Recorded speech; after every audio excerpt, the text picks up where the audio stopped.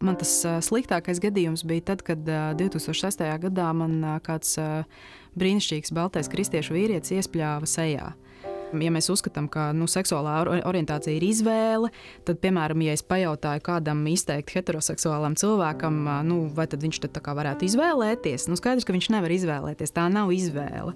Teiksim, atklājot šo te identitātes daļu, tad nekad jau nevar zināt, vai tas pretī, tas cilvēks, ar ko mēs sarunāsimies, vai viņš būs tā kā saprotošs un izglītots un draudzīgi noskaņots, vai viņš teiks ārprāts šitie pēdiņi ārā no šejienes, piemēram, vai šitā lesba, lai vispār muti nevar vaļā, piemēram.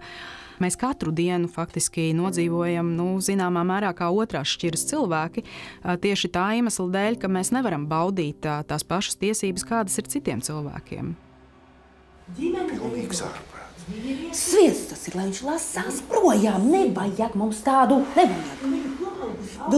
Uzzināt, no klientiem mēs tiksim vaļā. Par katru klientu jācīna. Ja tas nāk skaisti, priekš kā. Labi, vēlāk. Mūsu kolēģis, mīļais, labais. Balts un pūkains, nevainīgs. Mums vajag kaut kādu netiklību uz perēkli. Prom tādu. Tā ir viņa personiska darīšana.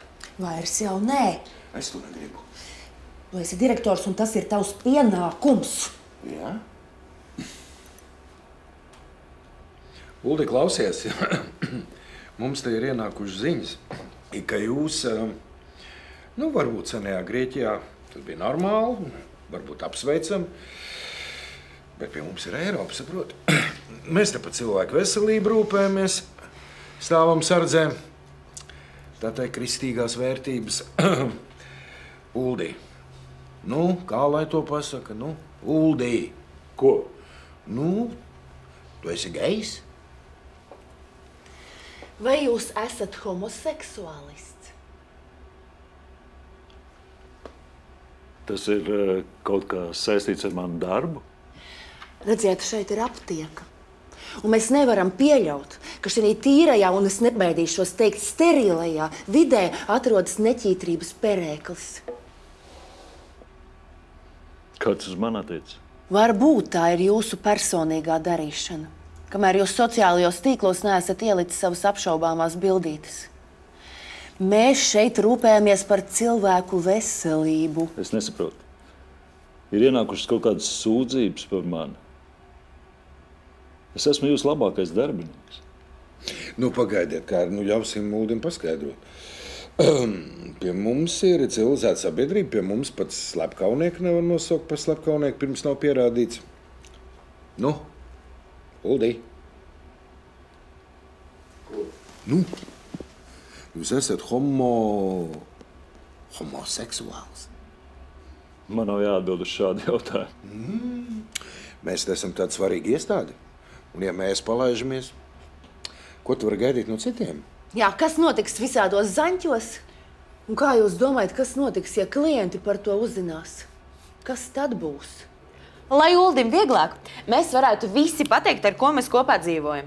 Es, par piemēru, dzīvoju kopā ar mammu un 2 bērniem. Ko jūs, Kaila? Mēs šeit neizskatām manu jautājumu. Labi. Ja jums tik tiešām tas interesē, es varu pateikt. Es nedzīvoju kopā ar vīrieti. Viss ir labi. Metamies zāļu druvā. Nē, tā nevar. Mēs esam saņēmuši nopietnus signālus. Mācītāji ir parakstījuši sabiedrībai vēstuli, lai izskaustu šo sērgu. Mums ir jābūt atbildīgiem ikvienam. Tikai tā mēs varam uzcelt brīvu un laimīgu valsti. Es redzēju tenī sociālajā skapī. Atzīstieties. Esiet vismaz godīgs cilvēks. Vai jūs esat homoseksuālists? Un ar ko jūs guļat? Uldi, tevi te meklē.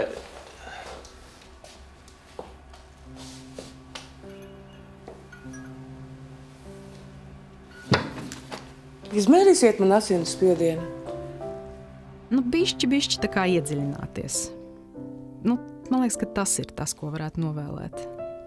Mēģināt vienkārši izprast un ar tādu empātiju iekāpt tajās otra kurpēs un tā kā mēģināt izspēlēt to situāciju, kādā tas otrs atrodas.